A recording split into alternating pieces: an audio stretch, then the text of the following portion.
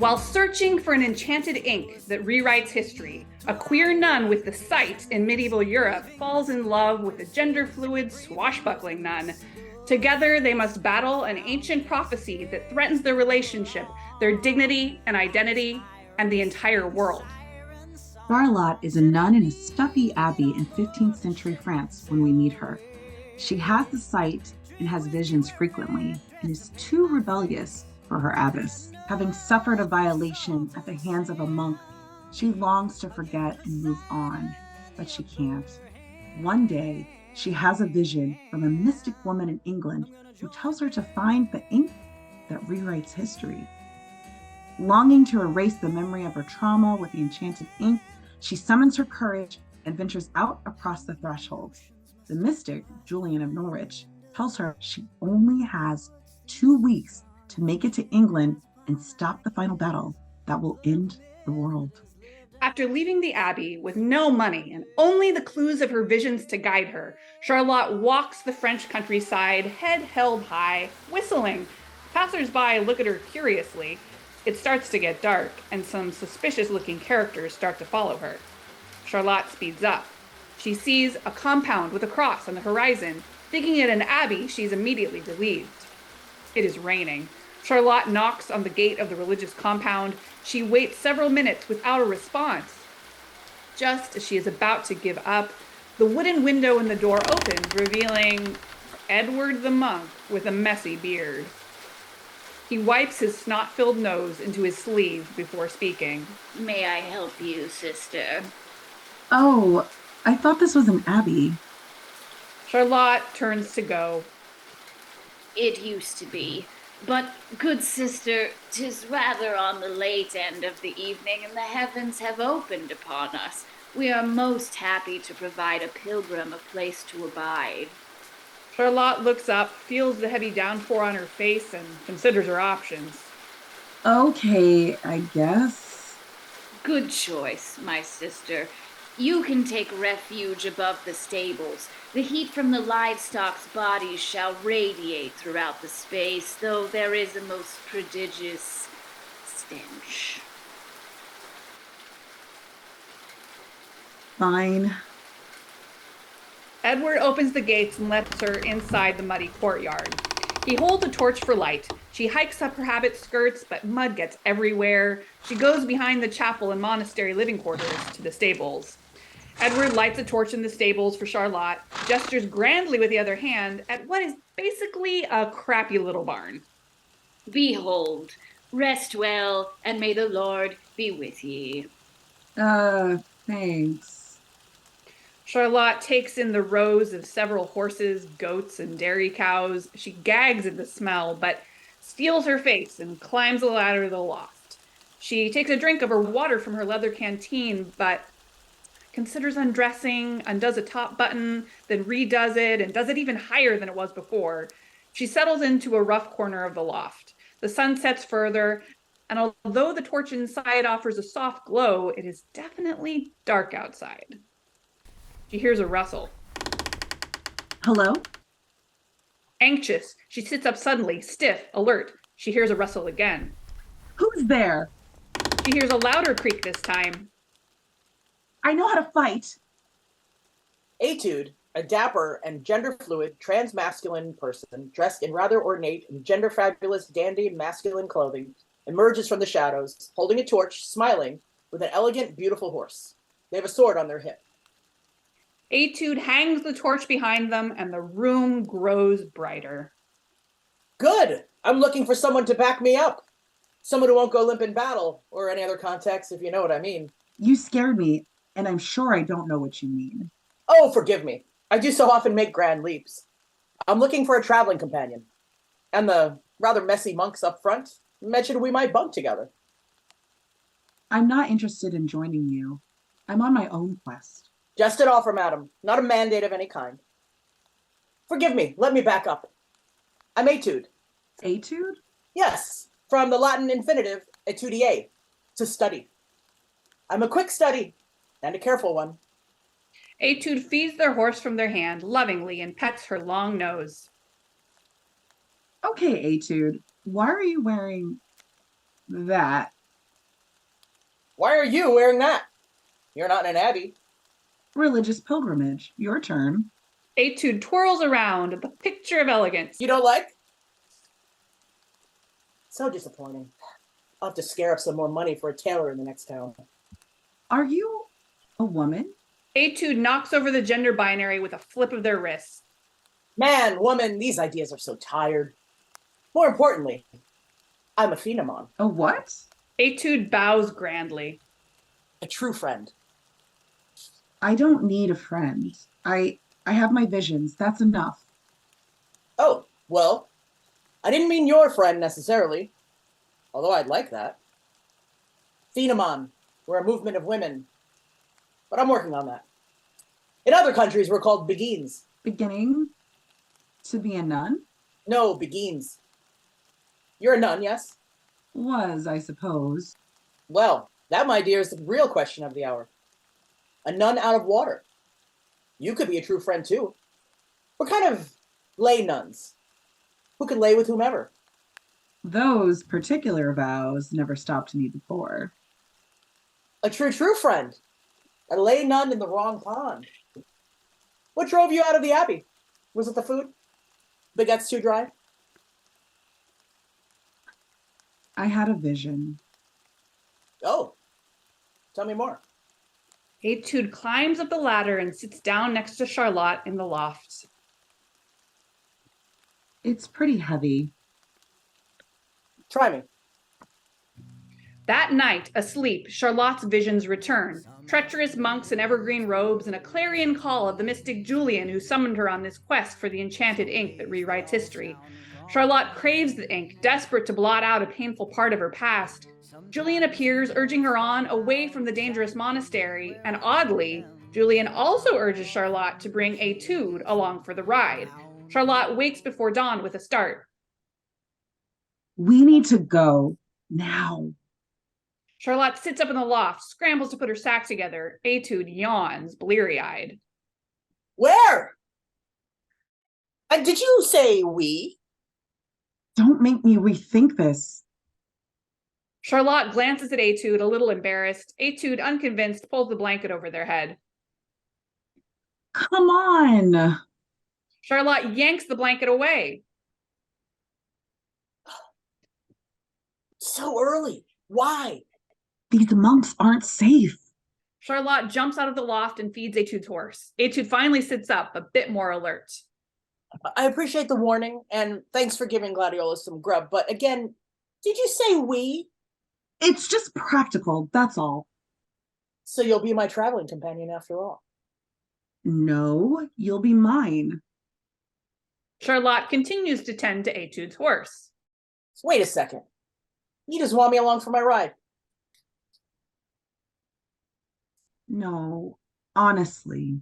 Then why else would you want me with you? You were pretty certain last night that this was your quest and yours alone. What made you change your mind? Nothing. We're both on a quest. We should ride together. Oh? Don't get any ideas. I just meant it's safer. But if you're going to be like that. You're right. I'm sorry. We're two seekers who could both use a companion. That's the only idea in my head. So, traveling companions? Friends to the end. Our heroes shake hands. Charlot relaxes, smiles a bit. They continue preparing the two horses for the journey. But just outside the stables, coming along the path, 5 monks in evergreen robes approach holding daggers. Charlot hears their footsteps. Etude lavishly grooms their horse. There's no time for that. Charlot hops on her horse. Etude is still taking their time. Charlot peers up the edge of the stables to investigate, staying in the shadows. The monks come closer from across the courtyard. They grip their daggers tightly. Charlot is not just in fear, she's in total panic. Run. Okay, we're skipping breakfast then. They kick their horses into a gallop. They leap over fences, flee down the road, kick up dust. They gallop on in silence. Finally, Etude is exhausted and says something. I think we could slow down now, Charlot. Look at the sun. It's been at least an hour. No, not until they're dust. Can you at least tell me what we're running from? She said not safe. The monks, the dagger, evergreen robes. Etude pulls their horse around to stop Charlot's. Charlot's horse spooks, goes on to hind legs. Easy, girl. That wasn't necessary. Well, you stopped, didn't you? Come on, spill the tea. I can't let them keep me from the ink. That must be what they want. Monks. I can't trust monks. Julian, from your visions? She warned you about these monks. Yes. Why do you want this ink that rewrites history? I don't want to. Who wouldn't want it? Can't say I'd want such a chilling elixir. Well, maybe you have less purpose in life. I was born with purpose, and I care about the future, not the past. Well, bully for you. Can we just... I don't know how we got here. I just don't want you to write me off. Seems like you might like writing things off. The ink might suit you. Yes, with good reason. I'm sorry, I'm trying to understand. Nothing. It's not important. My past is no longer relevant. When this is over, I will be a brave woman warrior. I will vanquish evil men. And this version of me will no longer even exist. I know we just met, but I like this version of you. Does this work on all the women? And some men. How would the same lines land on you then? Every morning in the mirror, I lavish myself with such just praise. You're really something. Yes, exactly. Etude, you're really something. Every morning. It's the secret to my success. Come on, I told you, I only have 2 weeks until the final battle Julian told me about. We have a lot of ground to cover today. Let's move. Gladiola can only gallop so much. She's a trusty steed, but we have to be gentle with her. We can learn a lot from horses. Charlot slows down to match Etude's speed and her smile grows, but she quickly catches herself and clears her throat. Fine. The horses can have a break. A little one. Charlot and Etude stop by a tree off the side of the road. They sit under it with their 2 horses tied up. Etude holds out an apple in their hand that Gladiola nibbles on. Charlot watches Etude with careful interest and awakening appreciation. In a few hours, they run into the good fortune of an abandoned inn where they find food to nourish their bodies and a whole wardrobe of fine clothing because, as Etude says, fashion nourishes the soul. But then they are attacked by robbers. So Charlot demands Etude teach her the ways of the blade. Swords fly, as do the sparks between them. But then the monks come after them again. Blessedly, they escape the clutches of these shady holy men. Well, we dispatched them rather quickly. I'm glad they didn't get to you as much this time. Now I know I could fight them. So, thank you. I was happy to. I appreciate you teaching me. Really, it was my pleasure. How did you get so good at swordplay anyway? The advantages of a noble upbringing and a generous older brother. Oh, you're a lord? A lady? An etude. But what do your serfs call you? Well, I left before I came of age. Wasn't really my choice. Oh, I see. And then you found the gains, but they discouraged your fighting spirit. Oh no, they love their lessons. Then why leave? No particular reason. You said you wanted to go to England specifically. I did. I do. I heard something. A voice, it's nothing. Not like your visions. You also have the sight? No sight. Just the ear, I suppose. Oh, well, what did you hear? A British woman. A sentence. When I understand the message more, I'll let you know. Etude hides it well, but their whole body flashes with a yearning to understand more. The sentence they heard from the voice was, "You are a man, and you are more than a man." Well, one thing's for sure. We continue north to the sea. To England. And unless you want to sleep under the stars and risk getting robbed, we need coin for shelter. Well, coin just doesn't appear out of thin air. It can if we play to our strengths. Our 2 heroes arrive at a bustling inn that also serves as a gambling hall. Etude has a plan to advance their fortunes. In the stables, outside the inn, Etude and Charlot unpack their horses, take off their saddles, care for their steeds, feed them, brush them. Etude feeds Gladiola a carrot. Betting our horses is quite the risk. If we lose them, the journey will be much harder. We won't lose. Where do you get your confidence? Years of practice. You weren't born this way? You mean, was I always this charming? You know what I mean. Sometimes I wonder that. Maybe. Probably. If I had been born a boy, I'd still think I'd be something other than a boy. Me. I'd still be me. Not more me, not less. Well, I guess they say Lady Luck, but I'll take whatever luck you got going. Noted. They smile a little awkwardly at each other. Charlot weighs a lightly filled coin purse in her hand. Maybe just to be safe, we only bet one horse. We won't lose, but if it makes you feel better. Which horse? Seriously, you have to ask. Charlot gingerly touches her horse's rump. Etude throws themselves around Gladiola's neck, clinging and cheek to cheek. Gladiola desperately rubs her nose back, whinnying. I'm attached to Grindel. You don't know what attachment is. Fine. Etude lets go, but keeps petting Gladiola's nose, who is calmer now, but is still a little antsy, as Etude continues to soothe her. But stop worrying. We got this. I promise. What do you bet? You want me to bet on winning the bet? Humor me. I bet that we win the bet, and I wager you're going to have a lot of fun later tonight. And if we don't win the bet? Gladiola gently nudges Etude a step closer to Charlot. Etude moves a piece of hair from Charlot's face, and they gaze at each other for a moment. Double or nothing.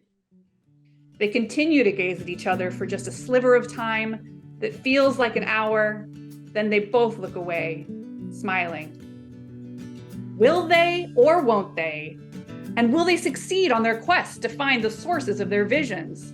And will Charlot rewrite history? Check out the screenplay, Journey to the Enchanted Inkwell, to find out. It's so late, I can't sleep. I need something to hold me deep. Lay my head on the sheet, hear my chest, feel my